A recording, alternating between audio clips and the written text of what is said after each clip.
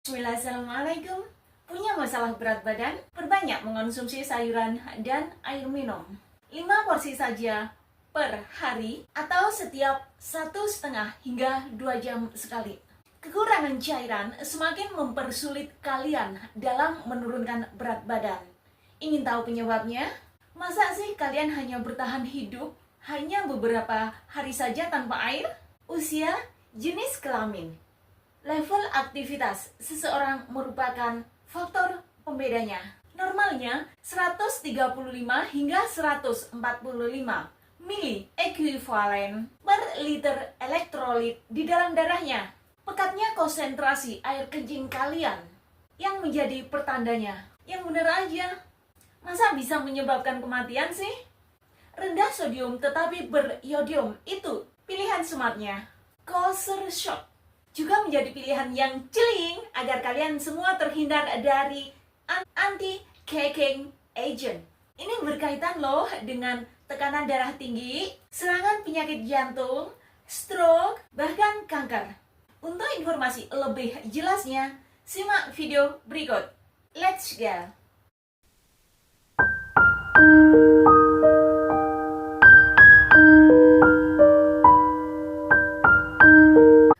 Menjaga berat badan yang ideal, bahkan menurunkan berat badan, berikut adalah hal-hal yang perlu diperhatikan pada diet seseorang. Di antaranya, 1. Perbanyak mengonsumsi sayuran. Isilah separuh piring kalian dengan sayuran dan buah. Porsi yang direkomendasikan adalah 5 porsi per hari yang telah saya jelaskan di video yang kedua, yaitu 3 porsi sayuran dan 2 porsi buah-buahan. Ingat, mengonsumsi banyak sayur-sayuran dan buah-buahan bisa menimbulkan efek kenyang lebih lama karena umumnya sayuran dan buah-buahan mengandung serat yang tinggi sehingga memungkinkan seseorang untuk mengonsumsi lebih rendah kalori perharinya. 2. Perbanyaklah minum air. Mengonsumsi lebih banyak air memungkinkan seseorang untuk menekan atau mengurangi penggunaan cairan berenergi. Andaikan seseorang bisa bertahan hingga beberapa minggu tanpa makanan, dia tidak akan mampu bertahan beberapa hari saja tanpa air. Hilangnya 10% kandungan air dari berat badan kita, entah karena faktor dehidrasi atau rendahnya konsumsi air, bisa menyebabkan gangguan pencernaan, menurunnya kelembapan kulit, sehingga kulit menjadi kering, peningkatan suhu tubuh yang drastis, dan pada tahap tertentu bisa menimbulkan kematian.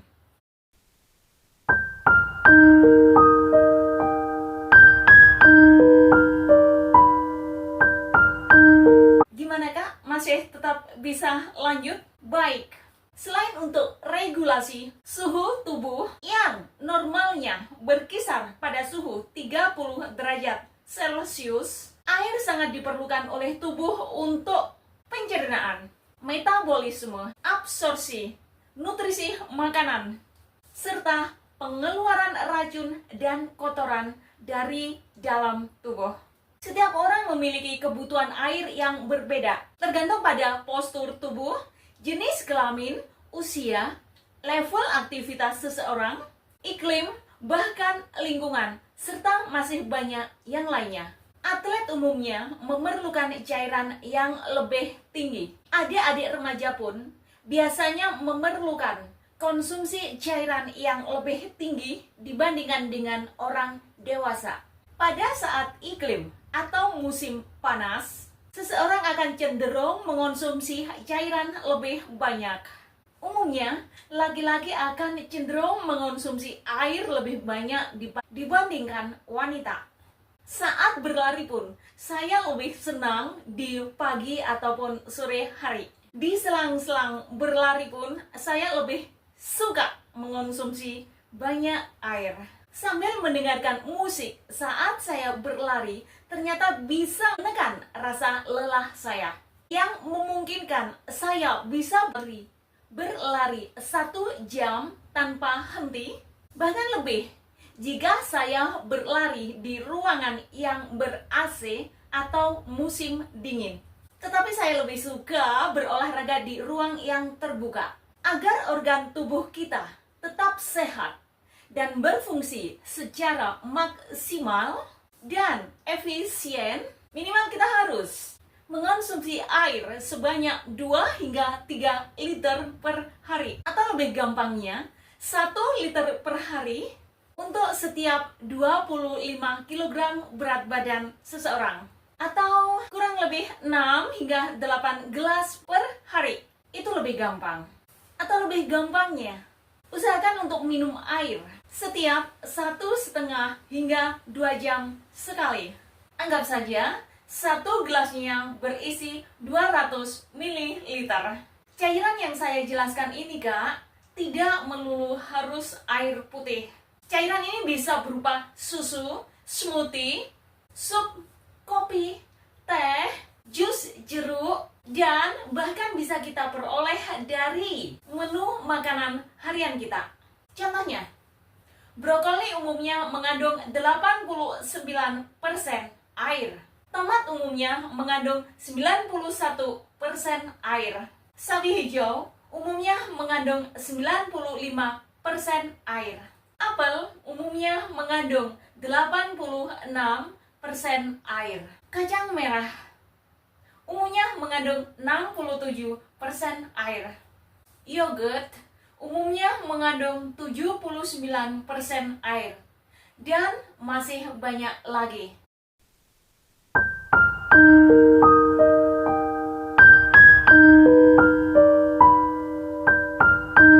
Tetapi hati-hati ya, Kak. Meskipun air sangat diperlukan oleh tubuh kita, konsumsi yang berlebih bisa menimbulkan masalah kesehatan juga. Contohnya, kasus hiponatremia, yaitu suatu gangguan elektrolit yang disebabkan oleh rendahnya kadar natrium atau sodium di dalam darah.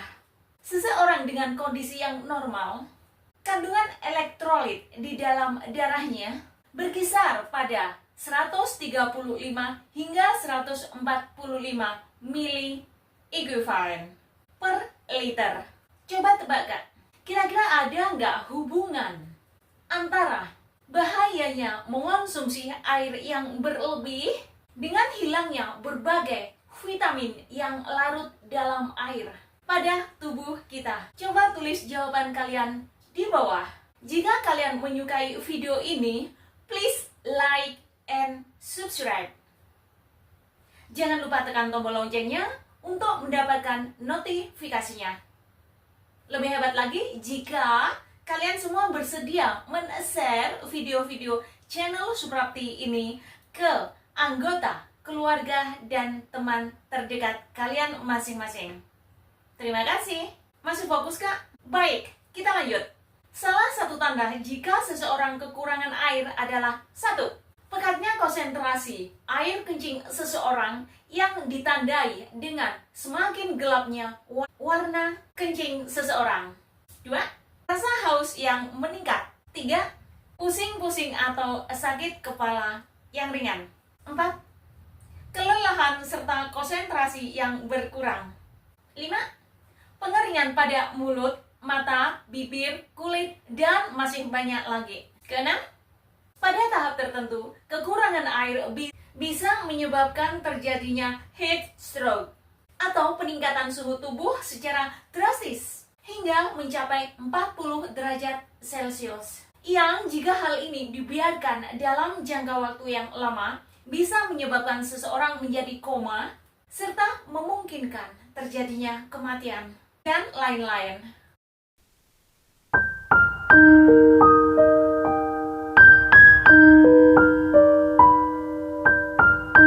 Kak, kira-kira tahu nggak kalian, kenapa pada saat kalian mengonsumsi makanan-makanan yang asin, kalian cenderung ingin minum? Karena saat garam diserap dan diedarkan ke seluruh tubuh melalui saluran darah, cairan di sekitar sel tubuh pun menjadi asin, sehingga tubuh berusaha untuk mengeluarkannya. Ternyata, Hal ini menjadi sinyal pada otak kita untuk segera mengganti cairan tubuh atau sodium yang hilang seperti sedia kala, sehingga timbullah keinginan diri kita untuk minum. Artinya, semakin banyak seseorang mengonsumsi makanan yang asin, maka semakin tinggilah tingkat kehausan seseorang. Bahkan jika hal ini berlangsung dalam jangka waktu yang lama atau sering, bisa meningkatkan resiko terjadinya berbagai jenis penyakit kronis di kemudian hari. Contohnya, tekanan darah tinggi, serangan jantung, stroke, osteoporosis, bahkan kanker dengan jenis-jenis tertentu. Usahakan dalam sehari maksimal kita mengonsumsi 6 gram garam atau setara dengan 1 sendok teh saja yang diperoleh dari berbagai sumber makanan, mulai dari makanan yang kita beli di luar maupun makanan yang kita olah sendiri. Nah, pada saat kalian memilih garam, pilihlah pilihlah produk garam yang telah dikurangi kadar sodiumnya. 2, pilihlah garam yang beriodium, karena golongan garam ini umumnya telah ditambahkan unsur iodium di dalamnya untuk membantu menurunkan resiko terjadinya masalah kesehatan yang berkaitan dengan tiroid, yang insya Allah akan saya jelaskan di topik video mendatang mengenai adanya hubungan tiroid dengan kegemukan seseorang. Tunggu kehadirannya ya Kak. 3, pilihlah produk garam kosher. Garam ini umumnya bebas bahan aditif.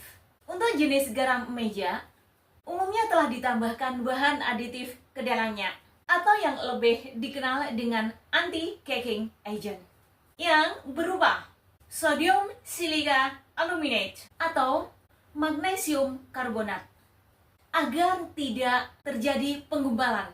Karena saya sangat menyukai makanan yang sedap dan nikmat, trik yang saya pakai adalah menambahkan bumbu-bumbu alami yang fresh seperti bawang putih, jahe, kunyit, kencur, lemon, ketumbar, merica, tomat, seledri, bawang bombay, lombok, dan lain-lain yang memiliki kandungan nutrisi yang sangat mempesona. Yang insya Allah khasiat dari bumbu-bumbu ini akan saya jelaskan secara detail atau panjang lebar di topik video yang lain. Karena bumbu-bumbu yang barusan saya sebutkan tadi memiliki nutrisi yang sangat luar biasa untuk kesehatan tubuh kita.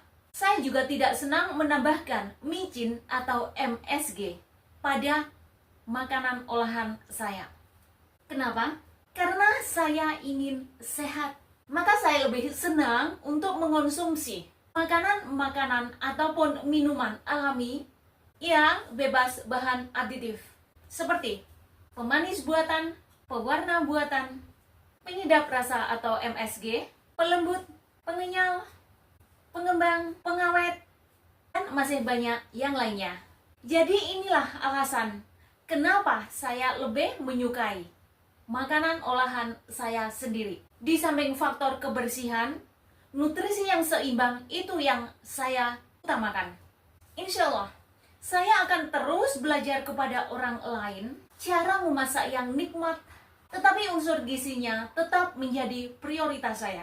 Karena saya pecinta masakan nikmat, tetapi tinggi gizi. Berbagai ingredien yang kiranya bisa menimbulkan masalah kesehatan dan dilarang agama, saya hilangkan. Apa saja yang ingin saya makan, saya berusaha untuk memasaknya sendiri. Mulai dari appetizer, menu utama, hingga ke dessert. Mempelajari hal yang baru, itu sangat menyenangkan saya. Agar tubuh saya selalu dalam kondisi yang fit, biasanya kalau sarapan, saya cuma mengonsumsi semangkok kecil oatmeal, udah tentu, masakan saya sendiri, yang dikasih topping beri-berian. 1 butir telur, plus 1 gelas susu. Kenapa hal ini saya lakukan? Insya Allah akan saya jelaskan panjang lebar secara detail di video yang lain. Saya memang berusaha untuk memasukkan unsur makro dan mikronutrisi ke dalam diet harian saya. Mulai dari sarapan, makan siang, dan makan malam. Yang penting, sumber makanannya alami, fresh, dan mudah didapatkan. Sudah tentu, usahakan yang ekonomis. Yang penting, kita harus smart dalam memilih serta mengolah makanan yang akan kita konsumsi agar goals yang kita rencanakan bisa sukses. Mengenai pemilihan bahan makanan, penanganan hingga pengolahannya, insya Allah akan saya share di video yang lain. Tunggu kehadirannya. Semoga bermanfaat dan bernilai ibadah. Amin. Video seru yang lainnya ada di sini. Wassalamualaikum. Bye.